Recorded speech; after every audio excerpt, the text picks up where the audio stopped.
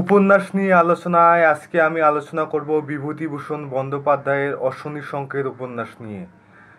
আজকে এই ভিডিওতে আমরা দেখব উপন্যাসের সংক্ষিপ্ত কাহিনী ও প্রধান চরিত্রগুলো।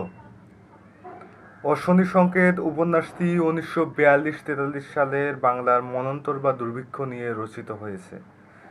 এটি 1944 সালে প্রকাশিত হয়। এই উপন্যাসে বিভূতিভূষণ চরম বিপর্যয়ের মুখে গ্রামীণ বাংলার জীবনযাত্রা, মানবিক মূল্যবোধ, অবক্ষয়, মানুষের অসহায়তা ও প্রকৃতির রুদ্ররূপকে অত্যন্ত বাস্তবসম্মতভাবে তুলে ধরেছেন।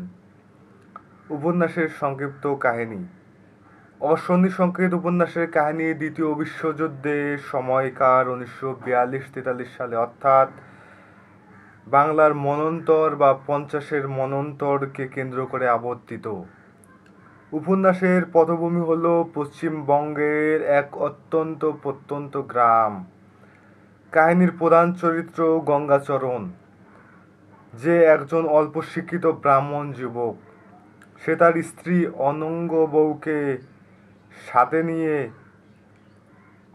গ্রামের পুরোহিতের কাজ করতে আসে। তারা প্রথমে গ্রামের সহজ সরল জীবনযাত্রার সাথে মানিয়ে নেয়। গঙ্গাচরণ পূজা অর্চনা ও নানা সামাজিক অনুষ্ঠানে পুরোহিত্য করে জীবিকা নির্বাহ করে। অনঙ্গ বউও গ্রামের পরিবেশের সাথে মানিয়ে নেয়, তাদের জীবন সুখেই কাটছিল। তবে ধীরে ধীরে দ্বিতীয় বিশ্বযুদ্ধের প্রভাব গ্রামীণ জীবনে পড়তে শুরু করে। চালের দাম অস্বাভাবিকভাবে বেড়ে যায় এবং চালের বাজার প্রায় চাল উধাও হয়ে যায়। গ্রামের মানুষের মধ্যে খাদ্যের অভাব দেখা দেয় এবং ভয়াবহ দুর্ভিক্ষের রূপ নেয়। এক সময় যে গ্রামে প্রচুর ধান উৎপাদন হতো, সেখানকার মানুষ খাবার জোগাড় করাই কঠিন হয়ে পড়ে। বিভূতিভূষণের এই উপন্যাসে দুর্ভিক্ষের ভয়াবহ চিত্র তুলে ধরেছেন। প্রথমে মানুষ চালের অভাবে ছাতু, শাকপাতা খেয়ে জীবন ধারণের চেষ্টা করে। এরপর যেটুকু ফিরে যায়, ক্ষুধার তাড়নায় মানুষের মানবিকতা লোপ পায়। চুরি, ডাকাতি, এমনকি দেহ ব্যবসার মতো ঘটনাও ঘটতে শুরু করে। গ্রামের প্রভাবশালী ও ধনী ব্যক্তিরা খাদ্য মজুত করে নেয়, আরও ধনী হয়ে ওঠে তারা, ও দরিদ্র মানুষ অনাহারে মারা যায়। উপন্যাসে অনাহারে মানুষের মৃত্যুর করুণ দৃশ্য বারবার ফুটে উঠেছে। গ্রামের রাস্তাঘাট, গাছতলা, এমনকি বাড়ির উঠানেও অনাহারে মৃত মানুষের ভিড় দেখা যায়। শকুনের আনাগোনাও বেড়ে যায়। এই দুর্ভিক্ষ গ্রামীণ সমাজের চিরাচরিত কাঠামো ভেঙে দেয়, পরিবারগুলোকে ছত্রভঙ্গ হয়ে যায় ও মানুষ কাজের সন্ধানে শহরমুখী হয়। গঙ্গাচরণ ও অনঙ্গ বউয়ের সংগ্রাম। এই উপন্যাসে গঙ্গাচরণ ও অনঙ্গ বউও কঠিন দুর্ভিক্ষের শিকার হয়। তাদের জীবনেও নেমে আসে চরম অনিশ্চয়তা। একসময় সম্মানিত ব্রাহ্মণ হিসেবে পরিচিত গঙ্গাচরণকে জীবিকা নির্বাহের জন্য ভিক্ষাবৃত্তির কথা ভাবতে হয়। অনঙ্গ বউও ক্ষুধার যন্ত্রণায় কাতর হয়।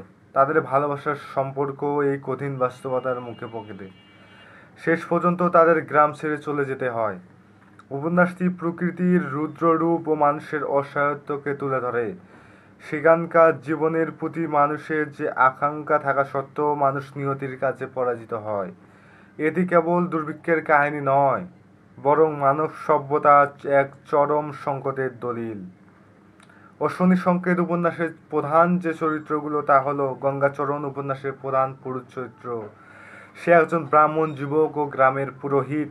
সে সহজ সরল ও নিরীহ প্রকৃতির প্রতি তার গভীর ভালোবাসা রয়েছে। দুর্ভিক্ষের ভয়াবহতা তাকে ক্রমেই ভেঙে ফেলে ও সে তার সামাজিক অবস্থান ও নৈতিকতার সাথে আপোস করতে বাধ্য হয়। অনঙ্গ বউ, গঙ্গাচরণের স্ত্রী, সে সুন্দরী, বুদ্ধিমতী ও জীবন সম্পর্কে অত্যন্ত আশাবাদী। সে প্রতিকূল পরিস্থিতিতেও স্বামীর পাশে থাকে ও তাকে সাহস যোগায়। দুর্ভিক্ষের মুখোমুখি হয়েও তাকে চরম কষ্টের মুখোমুখি হতে হয়। তার চরিত্রটি নারী শক্তির প্রতীক। সে চরম দুর্দশার মধ্যেও টিকে থাকতে চেষ্টা করে। গ্রামের অন্যান্য মানুষ। উপন্যাসের গ্রামের মানুষও অনেক চরিত্র রয়েছে, যেখানে চক্রবর্তী মশাই, দিশদাস, মোক্ষদা, বিষেধাঘাত ইত্যাদি। এদের মাধ্যমে বিভূতিভূষণ সমাজের বিভিন্ন স্তরের মানুষের প্রতিক্রিয়া, স্বার্থপরতা, অসহায়তা এবং লোভের চিত্র তুলে ধরেছেন। কিছু চরিত্র মানবতার শেষ আশ্রয়টুকু ধরে রাখতে চাইলেও বেশিরভাগ নিজেদের বাঁচানোর জন্য মানবিক মূল্যবোধ বিসর্জন দেয়। এই ছিল উপন্যাসের সংক্ষিপ্ত কাহিনী।